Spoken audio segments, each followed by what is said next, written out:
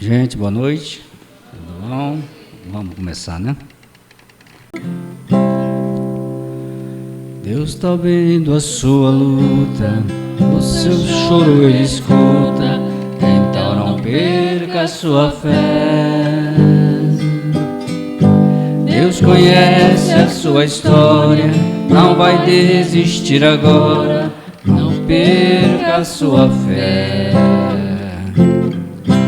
Ele prova e não falha, e no fim dessa batalha você vai ser vencedor. Então não perca a sua fé, acredite, você é o escolhido do Senhor.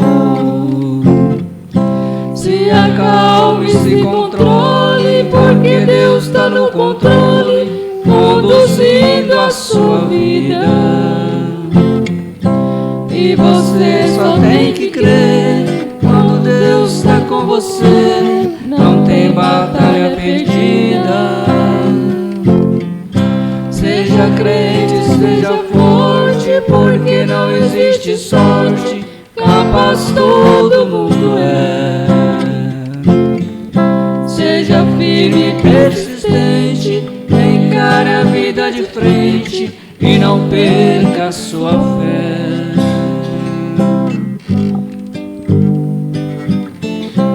Sei que você está cansado, se sentindo humilhado, mas não perca a sua fé.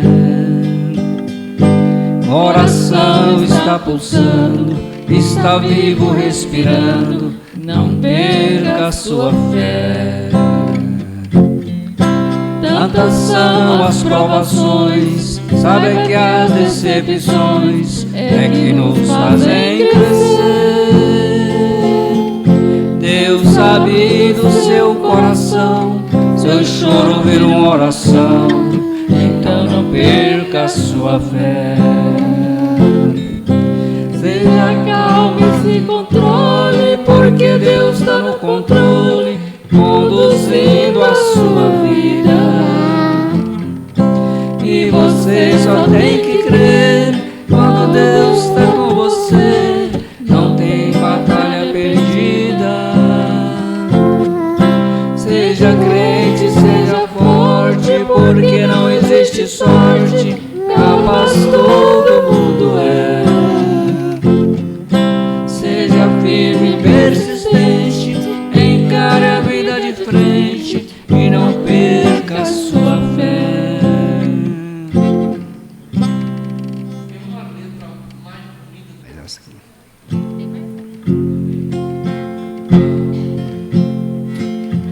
Hoje sinto em meu despertar a alegria de ser e continuar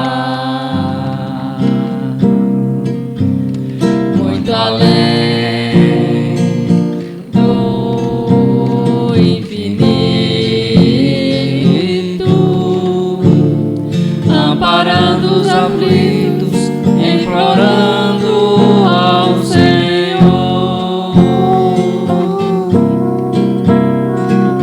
Pai, faz de mim samaritano, os meus passos, em teus passos confundi. Ser ovado este imenso oceano, em buscar todo o tempo que perdi. Vejo a sublime arquitetura, frente a frente, Criador e criatura, peregrino nessa estrada, não posso parar. sei que alguém me espera e também necessita te encontrar. Ai, faz de mim samaritano, os meus passos em teus passos confundi, ser orvalho nesse imenso oceano, rebuscar todo o tempo que perdi, rebuscar todo o tempo que perdi.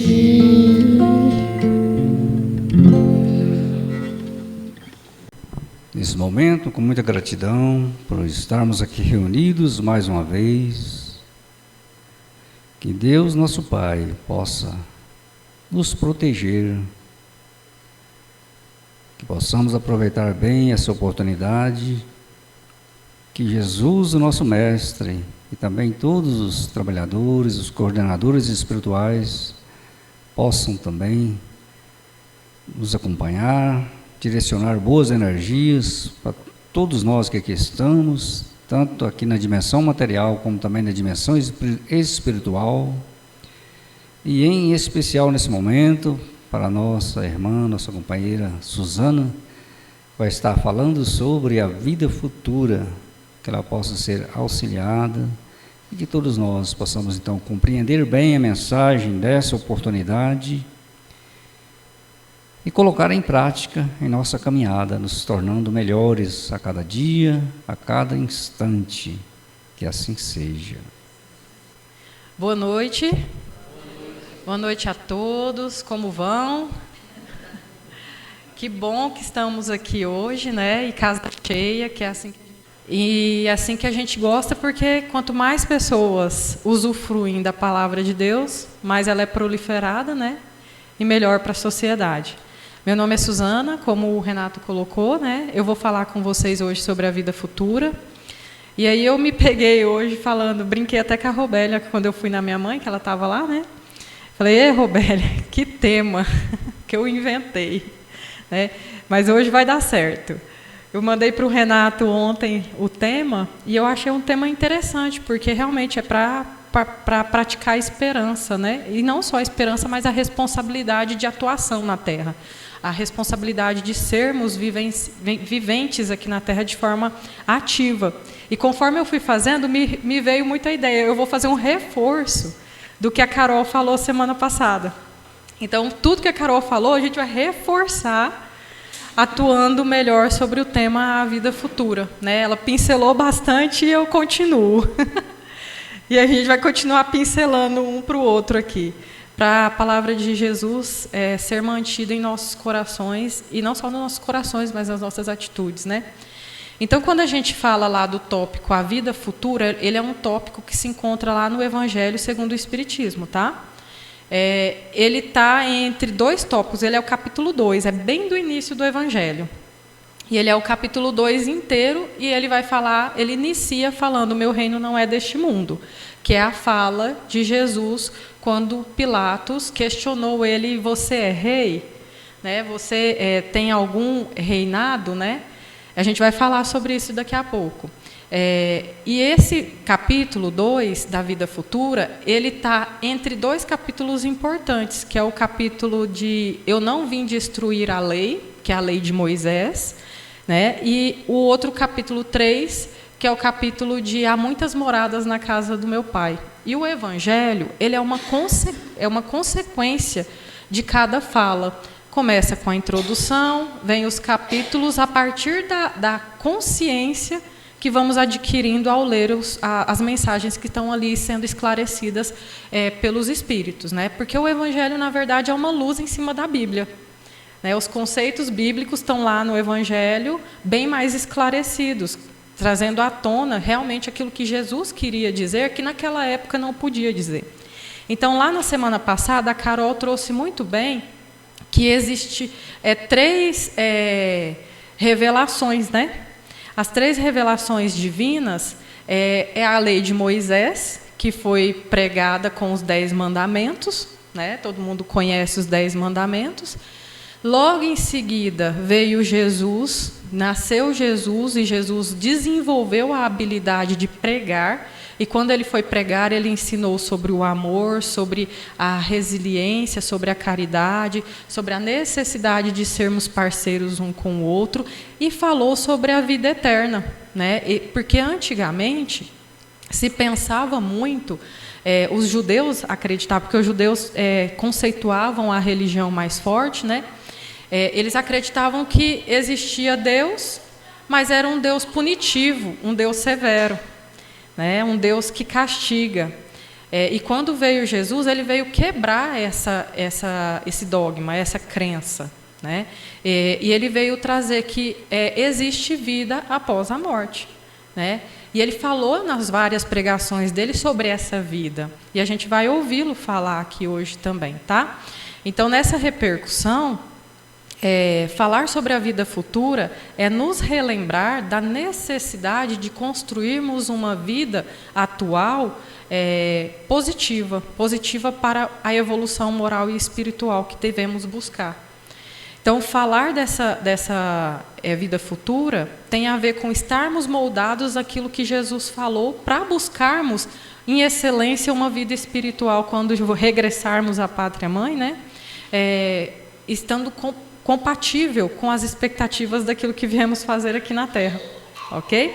E a outra revelação, né, que nem eu estava falando, além de Jesus ter vindo trazer essa ideia de que existe vida após a morte, né, a outra revelação é o Espiritismo, é o Cristo Consolador, né, que vai provocar a maior compreensão, como eu disse, das mensagens bíblicas, das pregações que ele trouxe na época que ele veio, que não podiam ser tragas de forma muito clara, muito esboçada. Por quê? Porque as pessoas naquele momento não estavam preparadas para receber todas aquelas informações. Preparadas por quê? Porque elas ainda não estavam, em termos morais e de compreensão de estudo, buscando evoluir. Elas estavam apenas repetindo. E até hoje a gente repete atos, né? Atos de como ser bom. A gente segue modelos, o ser humano é de seguir modelos, e Jesus vem querer quebrar esse seguir modelos para seguir um modelo central, que é Ele e Deus, a partir do que Deus ministrou na sua palavra. Ficou claro tudo que eu estou dizendo até agora, que é uma recapitulação um pouco daquilo que a Carol falou semana passada? Então a gente vai falar o quê? Sobre o que hoje, né? A gente vai falar sobre a crença, a fé em Deus e nas palavras de Jesus, a influência das crenças materiais e das crenças espirituais sobre a humanidade.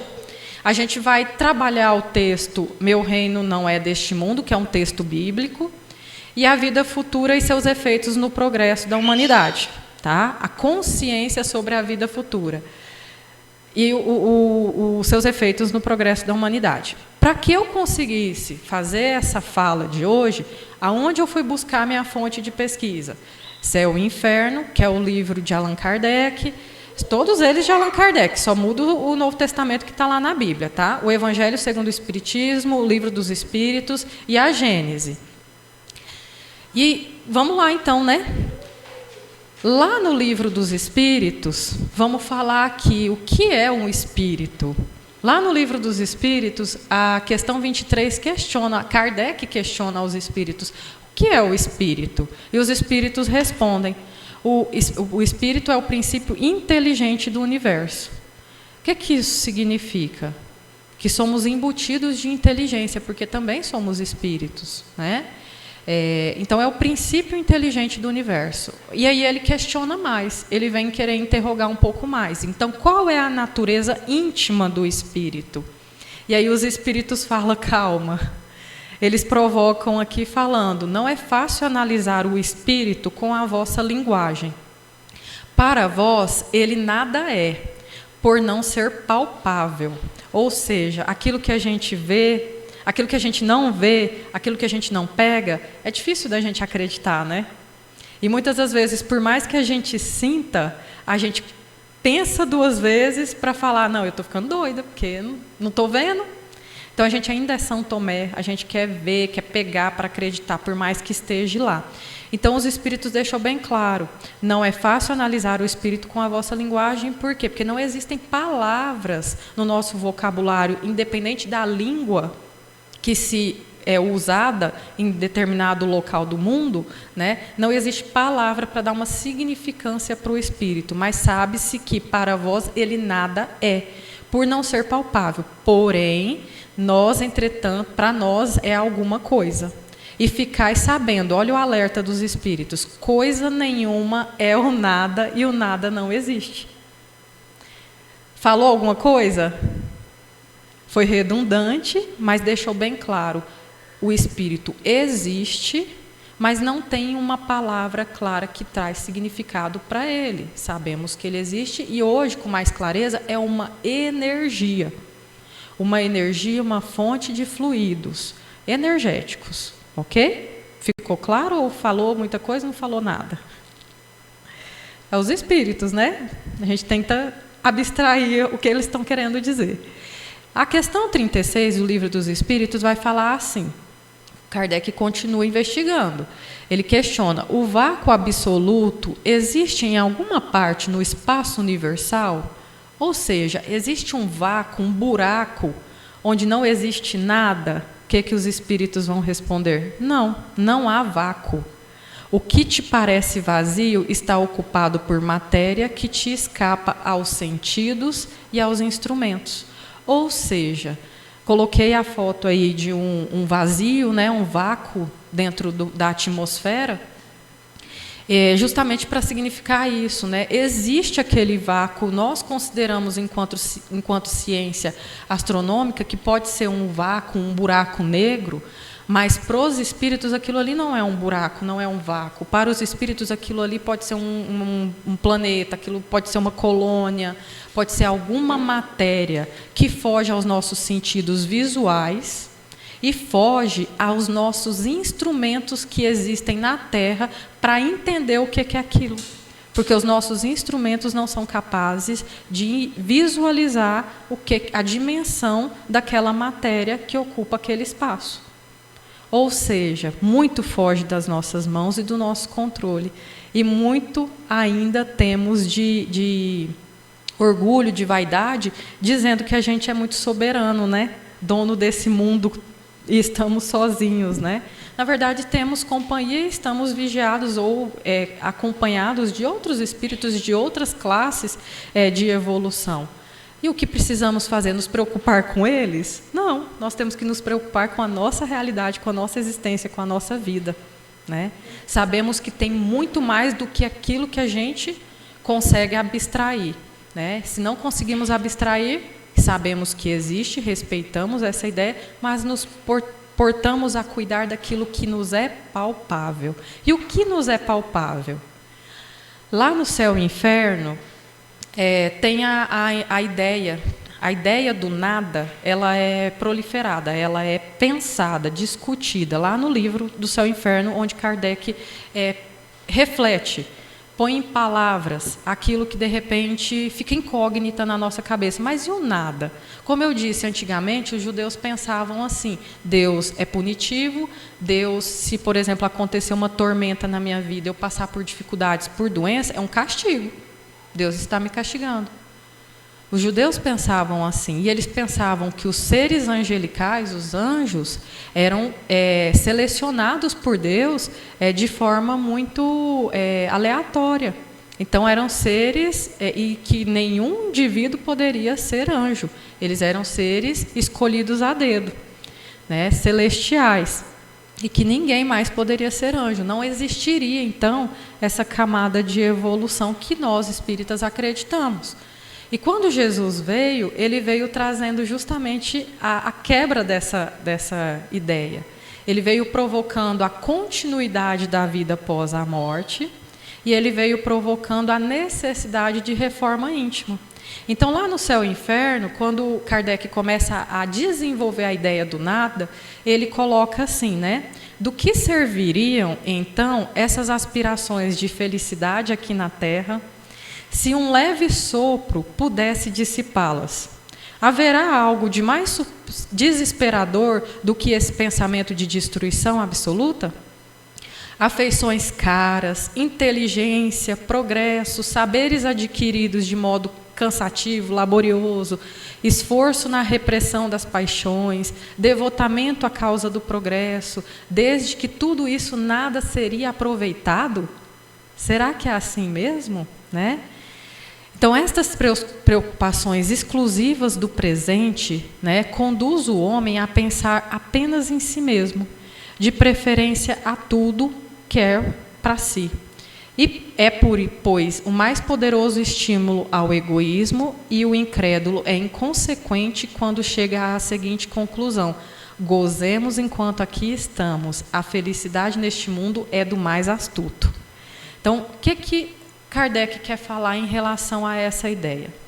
Que quando as pessoas não acreditam na vida após a morte, num futuro próspero, e eu não falo só de vida após a morte, quando eu falo em futuro próspero, eu falo também de uma vida que a gente tem o direito de viver e que a gente tem o direito de buscar aqui na Terra, tá?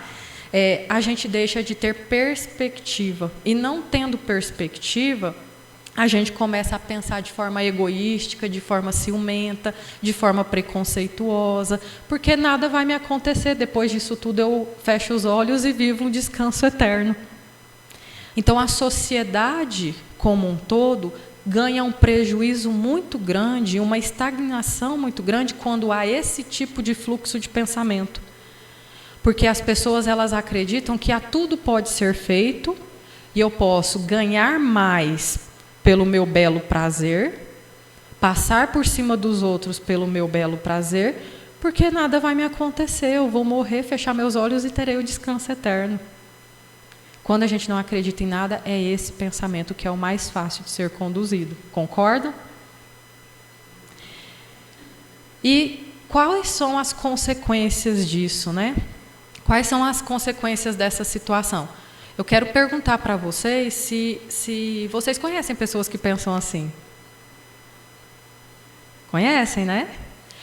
E eu falo mais. A gente conhece pessoas que são cristãs, acreditam em Deus, que estão falando que tem Deus em suas vidas, que pensam em tudo que vai fazer, colocam Deus na frente, mas mesmo assim pensam, né, que tem que se colocar à frente dos outros, tem que ganhar mais que os outros, tem que ser mais astuto para conquistar as coisas neste mundo de uma forma que gera melhor conforto para si. Tem muitas pessoas que, mesmo confiando em Deus, ainda tem a vaidade em excesso, tem a luxúria em excesso, né? Tem a necessidade do ganho financeiro em excesso, que às vezes coloca-se até em escravidão para ter mais dinheiro, coloca-se em sofrimento para conquistar mais condição monetária, né? E aí é onde há o erro. Eu vou falar melhor sobre isso daqui a pouco. Então, Kardec, lá na Gênese, no capítulo 1, em caráter de revelação espírita, nos itens 35 e 37, comenta: com a doutrina do nada, após a morte, todas as relações cessam com a vida e assim os seres humanos não são solidários no futuro. Nada esperando depois da morte, faz de tudo para aumentar os gozos do presente, se sofre, só tem as perspectivas do desespero e o nada como refúgio. Com a certeza do futuro, com a convicção de encontrar novamente aqueles a quem amou e com o temor de tornar e ver aqueles a quem ofendeu, todas as suas ideias mudam. Então, olha a diferença, né, de uma sociedade que entende a vida após a morte para uma sociedade ainda enraizada no materialismo, fixada na condição de posses. A diferença da humanidade é gritante, porque as pessoas se tornam mais egoístas e mais individualistas. Quando a gente entende que existe uma vida após a morte, a gente começa a pensar, mas se eu fizer essas coisas, para onde eu irei? O que acontecerá comigo? Né? A possibilidade de maior reflexão. Então, por mais, como eu disse, que tem muitas pessoas que colocam Deus à frente, mas ainda traz essa necessidade de passar por cima dos outros, brincar com os sentimentos dos outros, né? Para mero prazer, né? Para mera necessidade de ganho, de se sentir melhor, serem mais egoístas. Por mais que essas pessoas existem, e a gente é uma delas, eu sou uma delas também, porque eu sou ser humano, eu também falho, né? Por mais que ainda exista essas pessoas, nós estamos em processo de desenvolvimento. E esse processo de desenvolvimento não tem como acontecer degrau por degrau. A caminhada, ela é necessária e esse caminho é de burilamento. E que burilamento é esse que eu estou falando? De cuidar de si mesmo e dos próprios sentimentos, para que esses sentimentos não sejam corrosivos para a nossa evolução, para o nosso desenvolvimento diante daquilo que Deus espera de nós. Então, sabendo da palavra de Jesus, sabendo daquilo que Jesus trouxe de ensinamento, o uso dessa palavra é importante não só sabendo, compreendendo, mas vivenciando e sentindo. Porque não tem como passar pela fase da vivência se a gente não sentir. Então, talvez foi por isso que foi tão difícil, né, Robélia, eu fazer essa fala hoje. Porque eu tenho compreensão, eu sei, mas eu ainda estou na fase do sentir a palavra, antes de vivenciar. E a gente se cobra, né? Então, lá no contexto lá do céu e inferno, ainda fala assim: a imortalidade do espírito e a vida futura são de difícil aceitação e compreensão. E apesar dos testemunhos e das revelações evangélicas, independente da religião, né, nós temos revelações evangélicas. No Espiritismo nós temos revelações, na Igreja Católica nós temos revelações, e às vezes essas revelações se conjuntam, se encaixam, principalmente se aqueles regedores dessas religiões tiverem bom senso de se ouvirem sem se criticarem. Porque a palavra ela é dita aqui no centro, ela é dita lá na Igreja Católica, lá no centro evangélico, de respeito. Ela só é falada de várias formas, porque, como eu estou falando aqui de um jeito, esse é o meu jeito. E lá os espíritos que vão auxiliar os padres vão falar do jeito deles. Aqueles que estão me ajudando aqui hoje estão falando do jeito deles, sobre a minha mente, sobre o meu ouvido, porque eu estou sendo ajudada para isso, com certeza. Nós somos intuídos para onde a gente tem que chegar. Não é verdade? Concordam com isso? Então, as revelações evangélicas, bem como do ceticismo para com os fenômenos espirituais e da descrença nas comunicações mediúnicas recebidas por inúmeros médiuns, independente de eles serem religiosos ou não. Então, o que é que Kardec está elucidando aqui nesse parágrafo 5? Por mais que a gente tenha manifestações, ideias que são tragas para nós nos melhorarmos enquanto sociedade, muitas das vezes a gente é incrédulo. E será que é só a gente, nesse momento da vida, que é incrédulo? Ou lá, quando Jesus veio, as pessoas também eram incrédulas? O que vocês acham? Talvez lá, um tanto quanto mais, mas eu acho que a gente não progrediu muito, não. E eu vou falar por quê. Porque eu vou trazer o videozinho desse momento de Jesus com os seus apóstolos, e esse momento... Quem está assistindo The Chosen, eu vou trazer de novo, tá, gente? Porque eu gosto muito dessa coisa do visual, porque facilita muito a gente entender, né, aquilo que está sendo falado, tá? Então, essa passagem aqui é um momento em que Jesus se reuniu com todos os seus apóstolos e ele vai falar sobre a necessidade dele partir.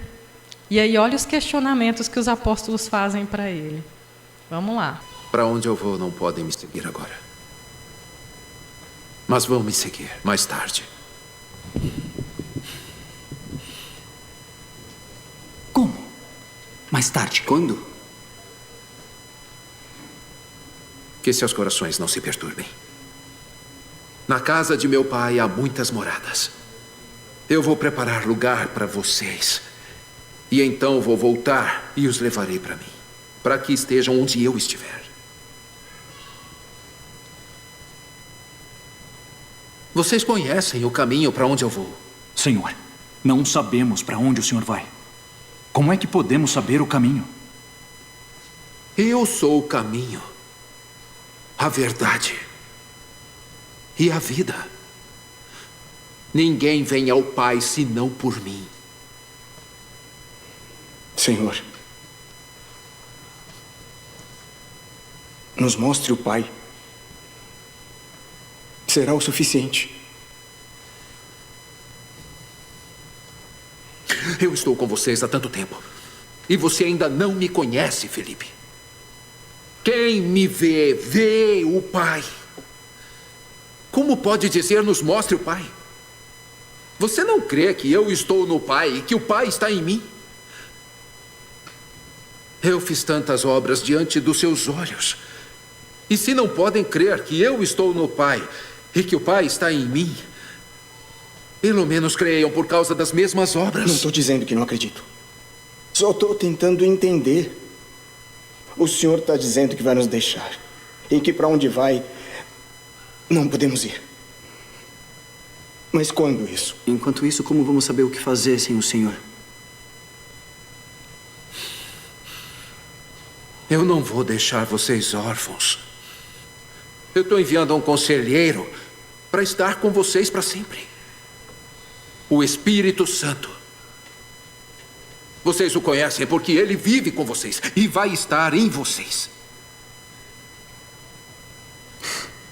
Ele?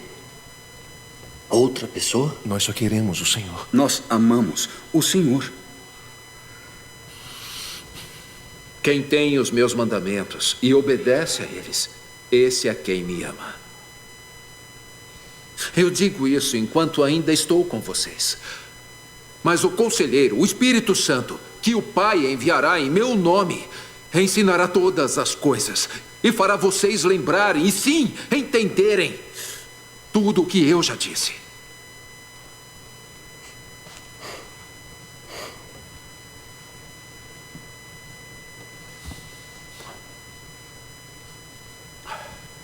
Eu sei que tudo isso é inquietante. Quase tudo que o Senhor disse essa semana foi.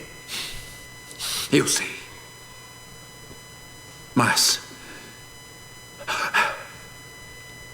eu vos deixo a paz. A minha paz eu vos dou. Que seus corações não se perturbem. Nem devem sentir medo. Vocês me ouviram dizer, eu vou embora, mas eu volto. Se vocês me amassem, se alegrariam, porque eu vou para o Pai, pois o Pai é maior do que eu. E eu disse isso agora, antes que aconteça, para que quando isso acontecer, vocês creiam. Eu perguntei isso antes, porque acreditar não é o meu problema. Eu só quero saber por que eu não posso segui-lo agora. Eu vou dar minha vida pelo Senhor. Você vai dar a vida por mim? Ok.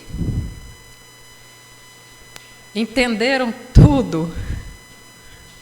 O que acharam dessa fala? Ficou bravo, né?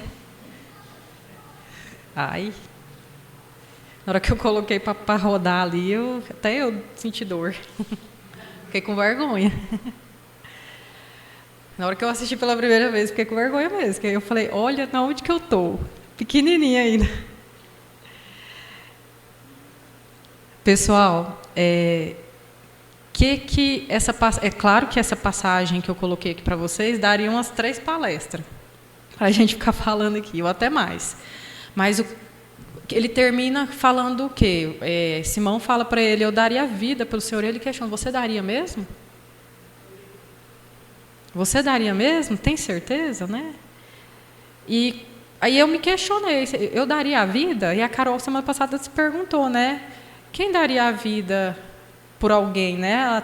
Ela falou pelo meu filho, eu daria com certeza pelos nossos filhos, né? Então é um reforço. Tá vendo? Conforme eu fui fazendo, eu falei, nossa, é um reforço. Tudo que a Carol falou, vamos reforçar para iniciar janeiro com muita firmeza. E vocês conseguiram perceber um padrão entre todos os apóstolos, que é o padrão natural de todos os encarnados? Qual que é o padrão que eles têm? Que a gente falou lá no início, nas questões do Livro dos Espíritos. quando Kardec questiona os espíritos, eles querem o quê? Respostas palpáveis. Querem ver Deus? Você vai mandar outro, o Espírito Santo, outra pessoa? Eles querem respostas que são palpáveis. Esse é o padrão de todos os apóstolos. E o que Jesus oferece para eles? Apenas confiem, apenas acreditem, apenas tenham a manifestação de esperar no Senhor. E muitas das vezes a gente não tem essa paciência. Enquanto estamos encarnados, na maioria das vezes a gente quer respostas imediatas e palpáveis, concretas.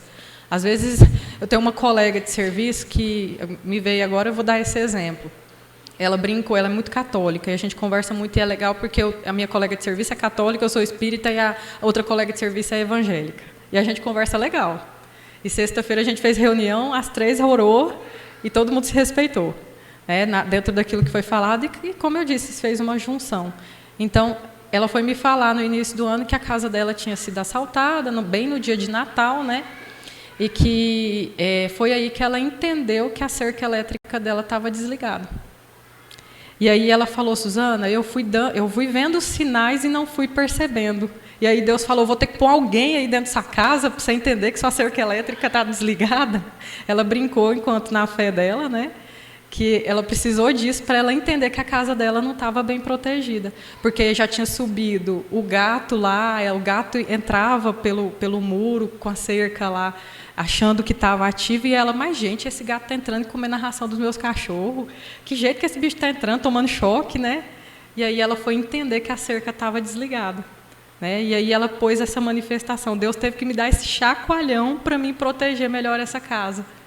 Então, olha só esse senso. A gente às vezes procura respostas concretas, e às vezes os sinais estão sendo dados e a gente não está percebendo. E às vezes a gente pede para Deus respostas, e as respostas estão na nossa frente. E nós estamos fechando os nossos olhos para enxergá-las. Às vezes por falta de paciência, às vezes por raiva, às vezes por ciúme, às vezes por intolerância, às vezes por vaidade em excesso, achar que a gente já sabe demais e que, poxa, por que não está tão claro que eu preciso aqui e agora? Às vezes está tão nítido e a gente não está limpando os nossos olhos para entender o porquê que as coisas estão acontecendo da forma que estão acontecendo na nossa vida. As respostas estão lá, debaixo do nosso nariz. E basta a gente silenciar, aquietar, como Jesus pediu para esses apóstolos na mesa, e confiem, porque eu retornarei. E aconteceu isso, né? Não aconteceu? Vou pular esse pedaço aqui, vai ficar sem... Mas é porque eu já adiantei, né? Então vou ter que pular. Não, eu tirei. Eu coloquei e tirei. Então vamos lá. Aconteceu de Jesus retornar, ele reencarnou, e tem uma passagem na Bíblia, eu vou só dar uma sintetizada, porque eu não coloquei aqui, tá? Que na passagem bíblica fala que então Jesus reencarnou e encontrou, né, Maria Madalena. E ela foi incumbida de levar a mensagem para os outros apóstolos, só que eles acreditavam. O que vocês acham? Ele precisou aparecer para quantos mais? Para pelo menos mais 4. Para todos eles em uma sala reunidos, para eles acreditarem que Jesus estava vivo. E aí, o que essa mensagem desse vídeo, além disso, do que eu estou querendo falar, quer manifestar também? Essa passagem quer falar sobre a própria vida futura, porque Jesus veio realmente viver tudo o que ele viveu, não só para nos salvar lá na cruz, mas para mostrar que a lei de Deus ela é contínua. A lei de Deus ela traz coerência. E veio primeiro a lei de Moisés, em seguida Jesus, e agora o Espírito Consolador, que é o Espiritismo. Para esclarecer, ele fala lá na fala com os apóstolos, né? Posteriormente virá o Espírito Santo esclarecer melhor tudo aquilo que eu falo para vocês e que te traz inquietude. Não foi isso que a gente ouviu dele? E ele cumpriu com tudo que ele falou. Foi assim que foi gravado. E foi assim que foi noticiado pelos contextos bíblicos, né? Porque o pessoal é bem sério, fez uma série bem baseada em todos os textos... como que é, gente, que fala? Textos apócrifos, né? E não apócrifos. Então, vamos lá. Entendido, compreendido esse pedaço, já já a gente volta mais nele, se eu tiver lembrança. Vamos lá para a ideia do meu reino não é deste mundo, que é uma das passagens iniciais do capítulo 2, lá, a vida futura. Quando Pilatos apreendeu Jesus, ele questionou Jesus. Pilatos tornou a entrar no palácio, chamou Jesus e perguntou: então você é rei dos judeus? Jesus lhe respondeu: esta pergunta é do Senhor mesmo, ou foram outras pessoas que lhe disseram isso a meu respeito?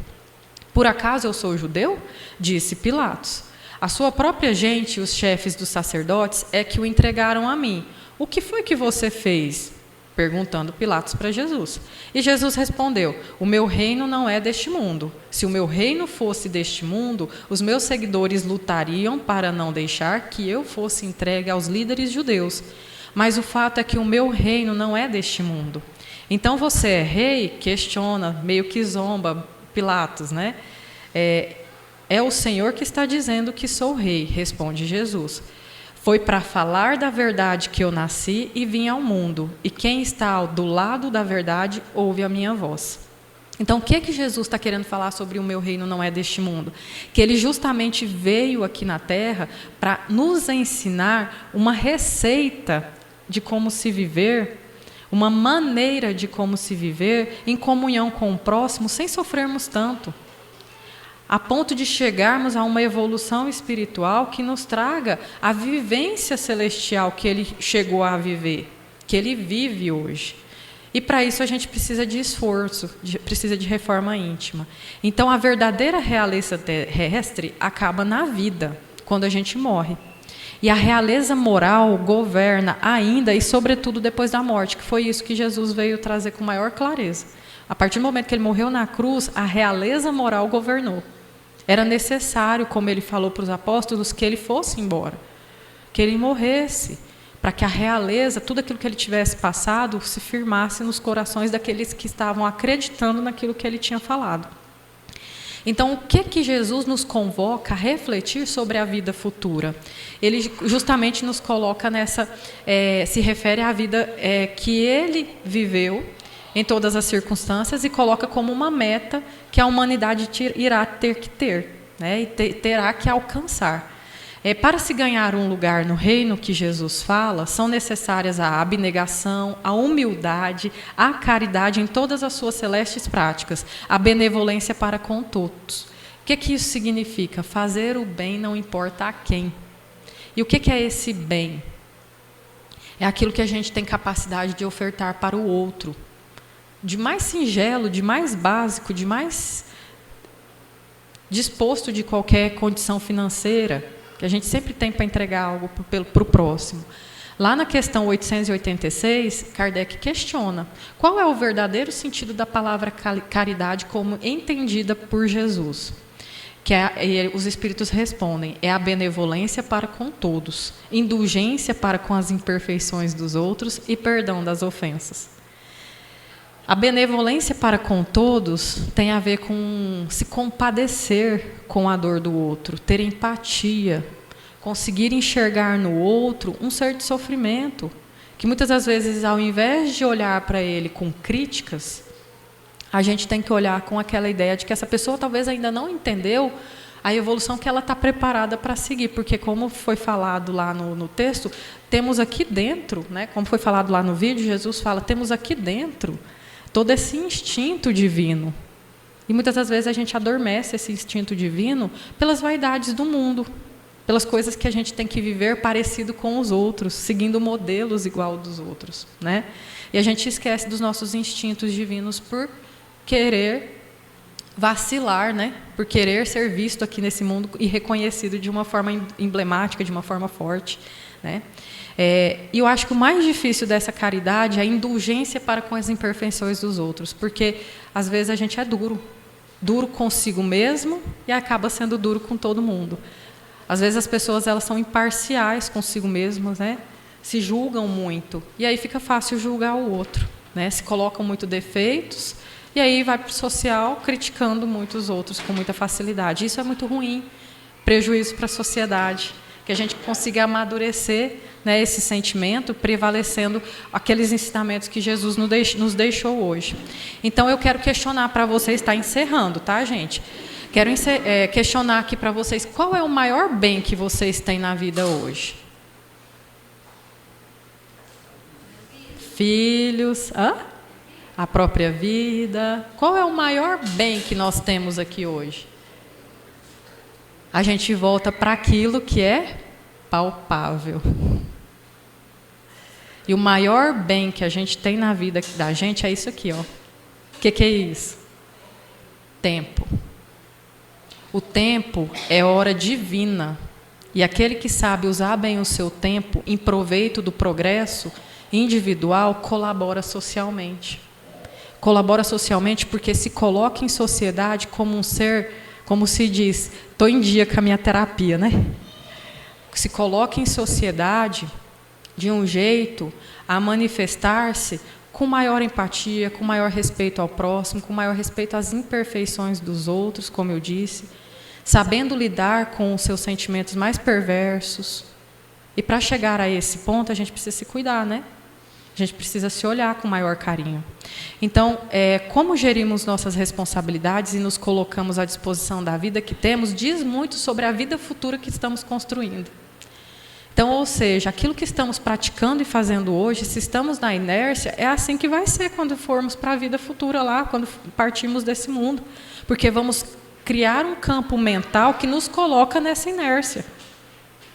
Se passamos o dia dormindo, descansando, sem proveito, sem realização ou queixando, essa é a nossa faixa vibracional que nós vamos construir para a vida espiritual.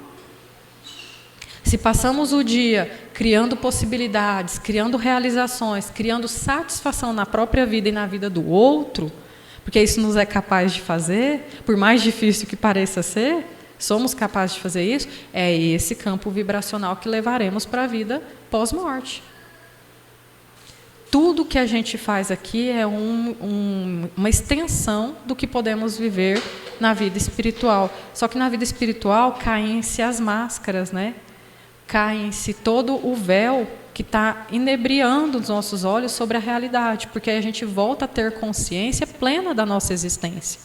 Então, que nós possamos usar desse tempo que temos hoje em proveito para o nosso desenvolvimento moral e espiritual. Não adianta ficar naquela insistência de eu erro, estou errado, me culpando. A ideia é, se errei, tem tempo para fazer melhor. E nada melhor do que um dia após o outro para a gente fazer diferente. Concordam? Ok? Não é receitinha de livro de autoajuda, não, tá? É receitinha de livro dos Espíritos, Evangelho segundo o Espiritismo. É tudo isso que a gente encontra quando a gente busca a palavra de Deus. Outro fator importante no uso do nosso tempo. Busque criar intimidade com Deus. E a gente encontra intimidade com Deus fazendo o quê? Oração. E buscar estudar os ensinamentos de Jesus para a gente pensar reflexivamente melhor, sentir a palavra dele, para na hora das atitudes a gente estar coerente com tudo aquilo que ele nos ensinou. Ok? E como que a gente faz para repelir o mal que nos ronda e que também se encontra no nosso íntimo? É o conhece-te a ti mesmo. Foucault falou muito bem sobre isso, né? Na sua passagem de livros do conhece-te a ti mesmo.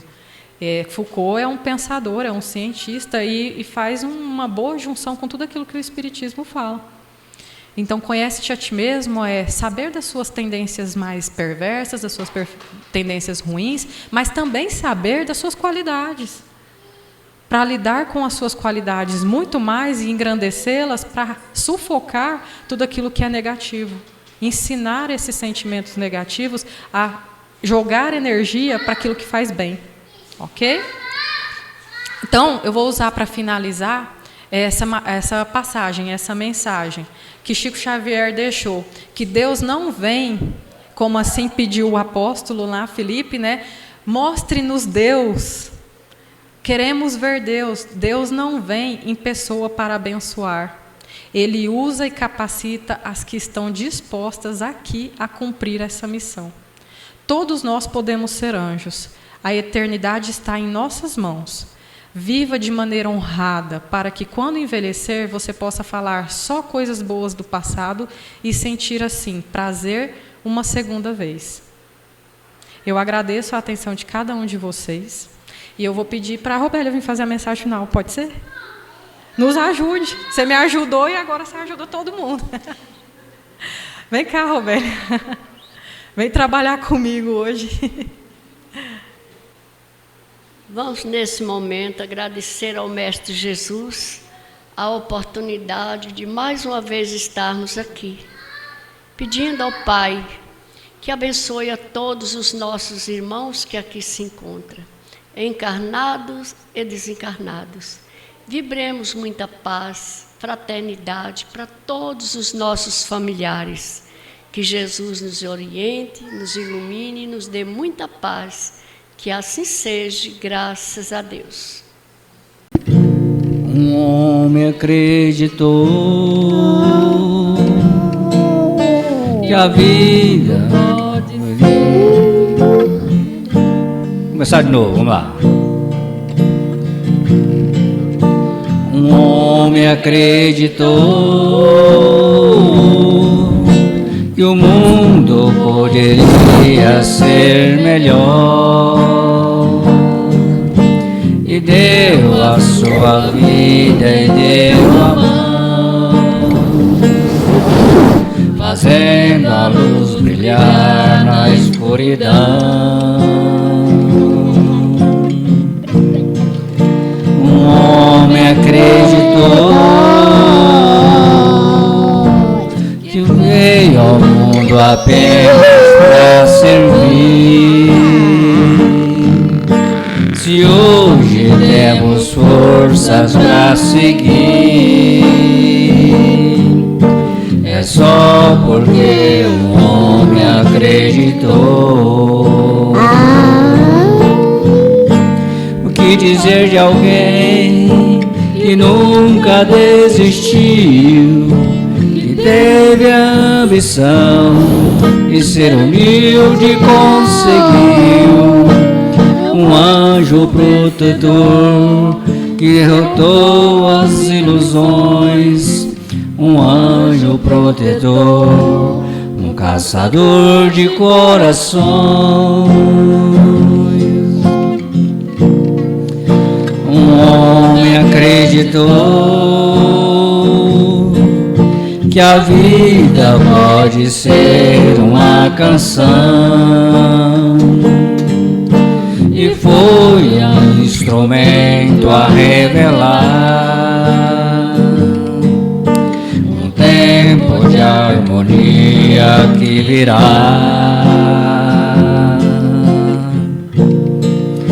Um homem acreditou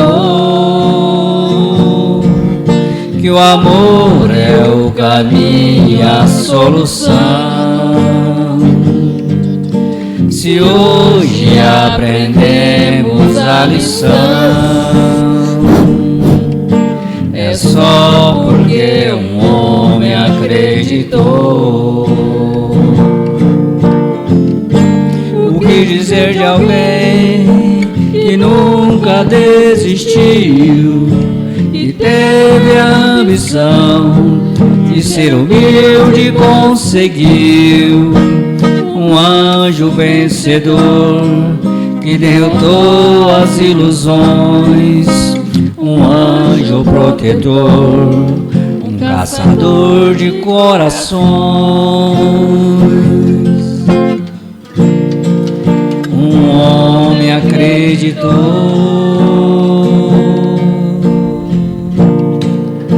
um homem acreditou.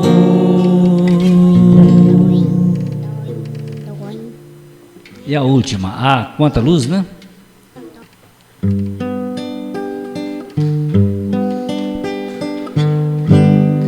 Quanta luz neste ambiente, descendo sobre nós, vibrando em nossa mente. Quanta luz, quando assim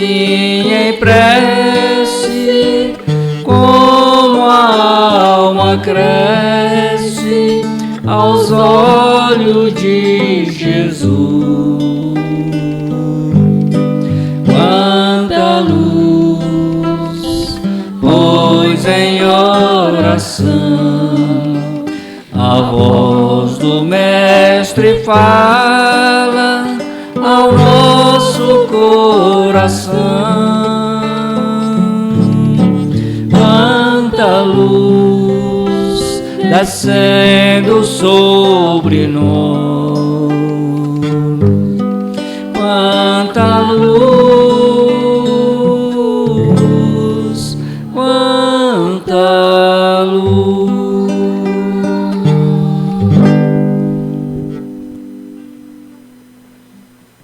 Então, pessoal, assim, né, nós finalizamos mais o nosso momento aqui no salão, agradecendo a todos pela presença, os que vão nos acompanhar também pela internet, pelo canal do YouTube, o canal do Gerluz. Lembrando que amanhã teremos reunião de estudo, que é muito importante a gente estudar a doutrina espírita em seu tríplice aspecto, ciência, filosofia e religião. Então é necessário a gente estudar, para que a gente compreenda cada vez melhor os ensinamentos que Jesus nos trouxe, que Jesus foi o grande porta-voz de Deus aqui entre nós. Por isso que os ensinamentos de Jesus representam a palavra de Deus, os ensinamentos do Pai, para a gente viver melhor, caminhar melhor. Então aqui vamos encerrando. Nosso muito obrigado mais uma vez. A gente fica feliz, né, com a presença de todos vocês aqui. Nós sabemos da grande importância da nossa presença física aqui no salão, receber o passe,